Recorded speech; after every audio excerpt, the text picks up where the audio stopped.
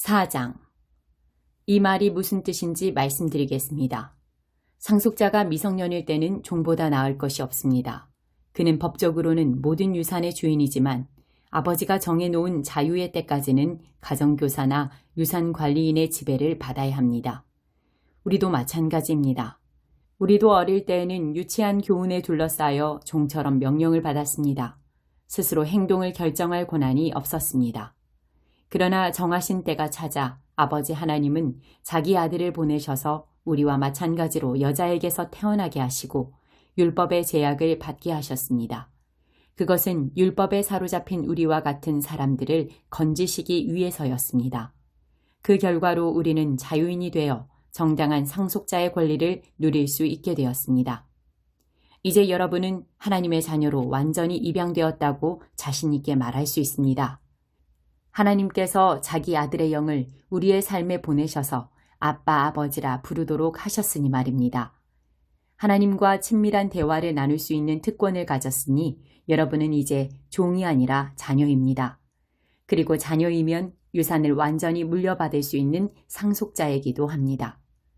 전에 여러분이 하나님을 개인적으로 알지 못하던 때에는 신성과는 아무 상관이 없는 신들에게 종노릇을 했지만 이제는 진짜 하나님을 알게 되었습니다.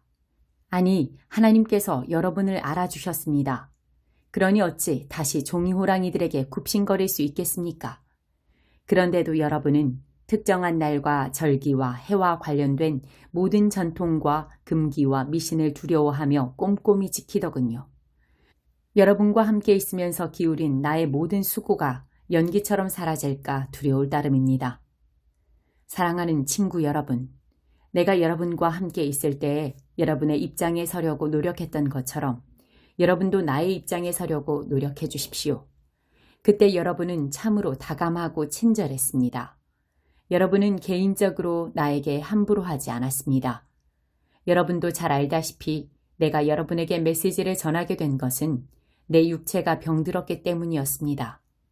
육체가 병들어 여행을 계속할 수 없게 되었고 나는 여러분을 멈추고 여러분과 함께 있지 않으면 안 되었습니다. 내가 여러분에게 메시지를 전하게 된 것은 바로 그 때문입니다. 아픈 손님을 맞이하는 것만큼 골치 아픈 일도 없을 것입니다. 그런데도 여러분은 하나님의 천사를 대하듯 나를 대했습니다. 여러분은 마치 예수께서 친히 여러분을 방문하시기라도 한 것처럼 나를 대하면서 예수를 대하듯 했습니다. 그런데 여러분은 그런 사실을 까마득히 잊었습니까?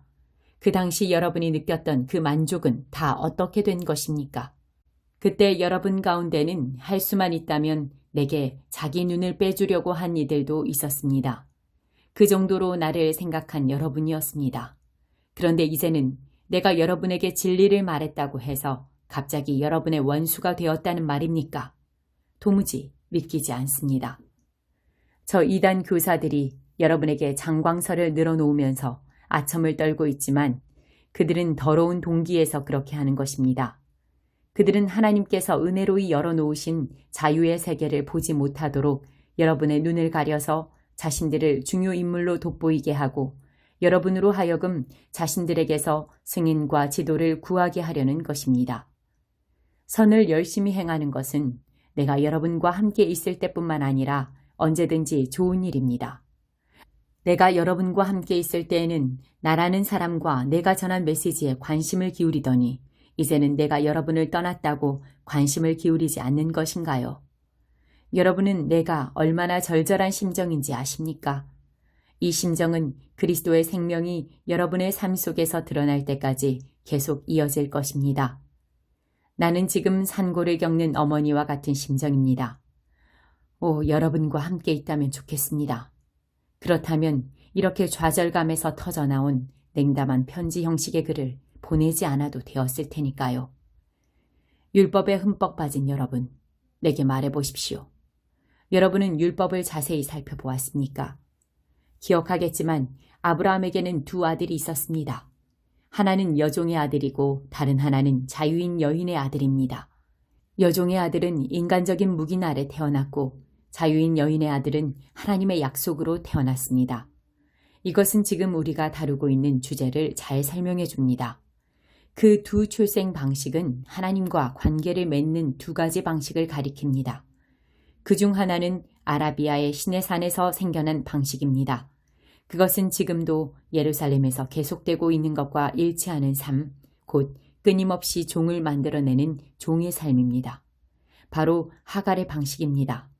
반면에 우리 눈에 보이지 않는 예루살렘, 곧 자유로운 예루살렘이 있는데 그 예루살렘이 바로 우리의 어머니입니다.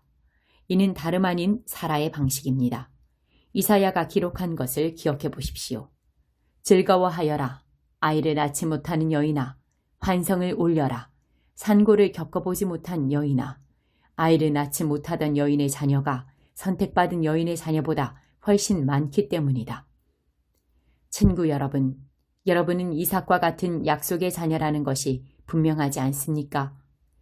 하갈과 사라의 시대에는 부정한 무기나르 태어난 아이 이스마엘이 신실한 약속으로 성령의 능력으로 태어난 아이 이삭을 괴롭혔습니다.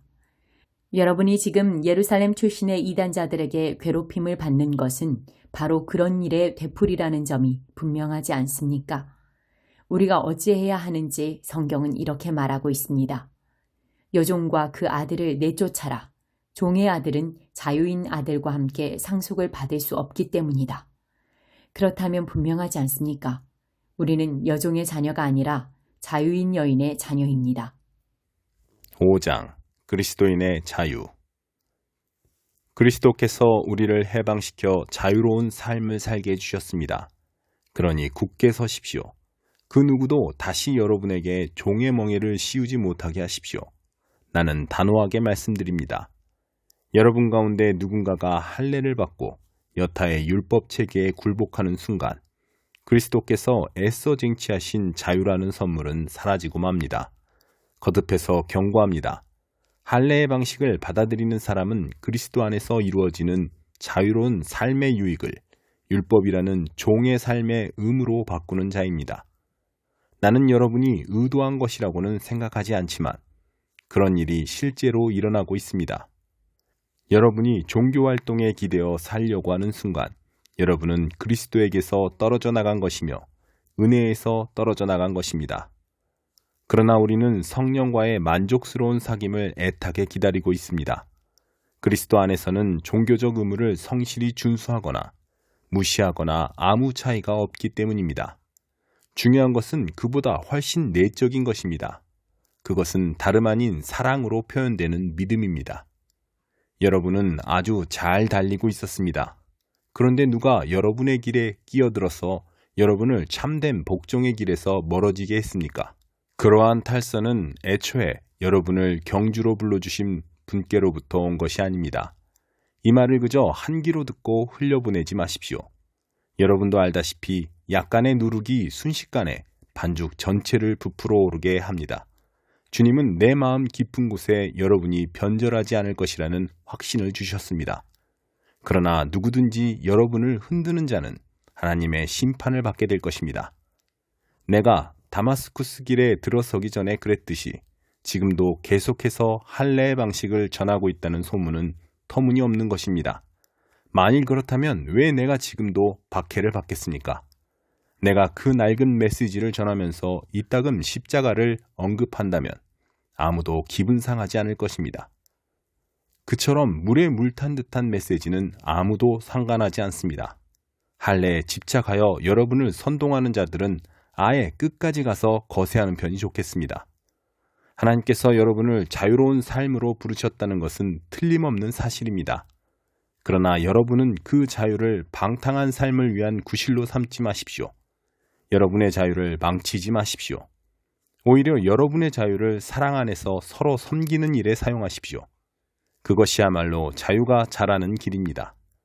우리가 하나님 말씀에 대해 아는 모든 것을 한 문장으로 요약하면 내 자신을 사랑하듯이 다른 사람을 사랑하라는 것입니다. 이것이야말로 참된 자유의 행위입니다.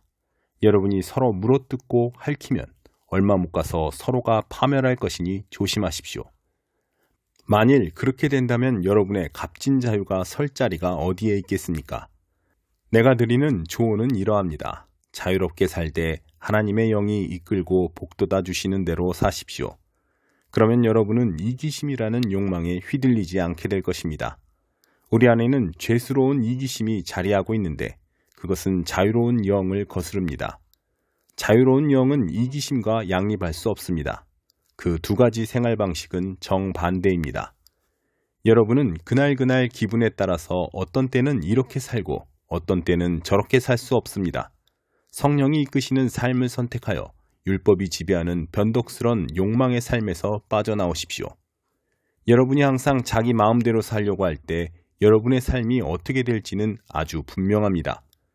사랑 없이 되풀이되는 값싼 섹스, 악취를 풍기며 쌓이는 정신과 감정의 쓰레기, 과도하게 집착하지만 기쁨 없는 행복, 껍데기 우상들, 마술쇼 같은 종교, 편집증적 외로움, 살벌한 경쟁, 모든 것을 집어삼키지만 결코 만족할 줄 모르는 욕망, 잔인한 기질, 사랑할 줄도 모르고 사랑받을 줄도 모르는 무력감, 찢겨진 가정과 찢어진 삶, 편협한 마음과 왜곡된 추구, 모든 일을 경쟁자로 여기는 악한 습관, 통제되지도 않고 통제할 수도 없는 중독, 이름뿐인 꼴사나운 공동체 등이 그것입니다.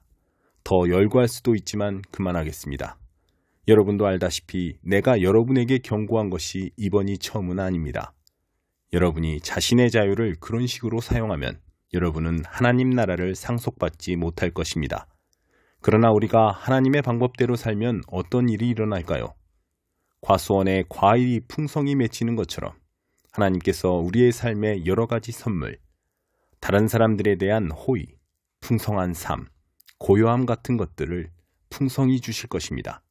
또한 우리는 끝까지 견디는 마음과 긍휼히 여기는 마음과 사물과 사람들 속에 기본적인 거룩함이 스며들어 있다는 확신을 갖게 될 것입니다.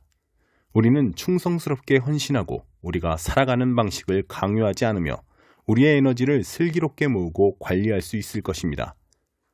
율법주의는 이와 같은 삶을 자라게 하는데 아무 도움이 되지 않습니다. 그저 방해만 될 뿐입니다. 그리스도께 속한 사람들에게는 자기 마음대로 사는 삶이나 남들이 필요하다고 말하는 것에 부하내동하는 삶이 영원히 끝났습니다. 그들은 그런 삶을 십자가에 못 박았습니다. 이것이 우리가 선택한 삶, 곧 성령의 인도를 받는 삶이니 그 삶을 그저 머릿속 상상이나 마음속 감정으로 여기지 말고 그 삶에 담긴 뜻을 우리 삶 구석구석에 힘써 적용하십시오. 마치 우리 가운데 누구는 더 낫고 누구는 모자라기라도 한 것처럼 비교하지 말아야 한다는 뜻입니다.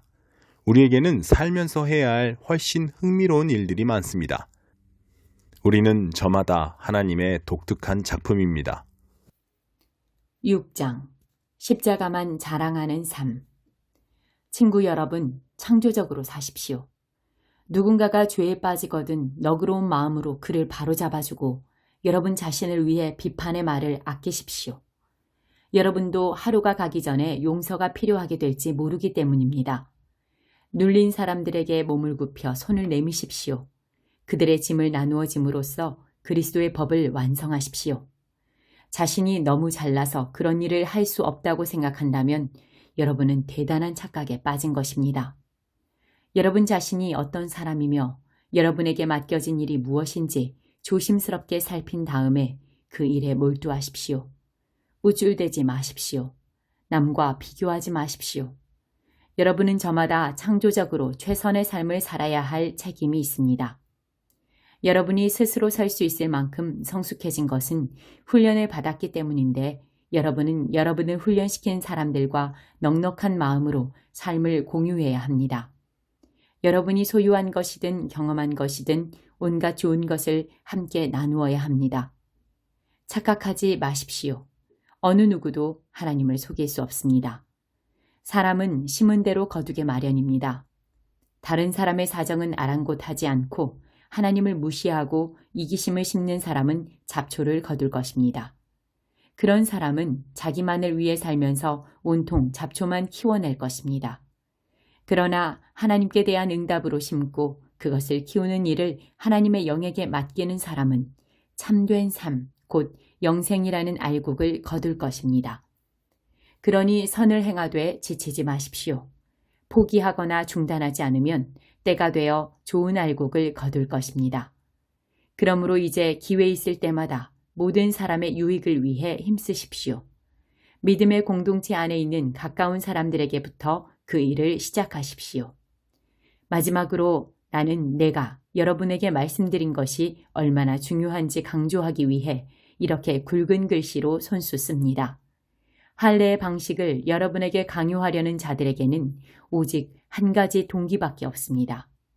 그들은 손쉬운 방법으로 남들 앞에서 좋게 보이려고 할 뿐 믿음으로 살겠다는 용기, 곧 그리스도의 고난과 죽음에 참여할 용기는 없습니다. 그들이 율법에 대해 하는 말은 모두 헛소리에 불과합니다. 정작 그들 자신은 율법을 지키지 않습니다. 그들은 율법을 준수할 때에도 지극히 자의적으로 취사 선택합니다. 그들이 여러분에게 할례를 받게 하려는 것은 여러분을 자기 편으로 끌어들여 자신들의 성공을 자랑하려는 것입니다. 비열한 행동이 아닐 수 없습니다. 그러나 나는 우리 주 예수 그리스도의 십자가만을 자랑하겠습니다.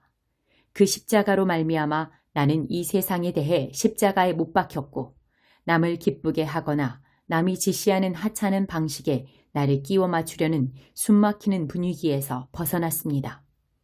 여러분은 이 모든 일의 핵심이 무엇인지 알겠습니까?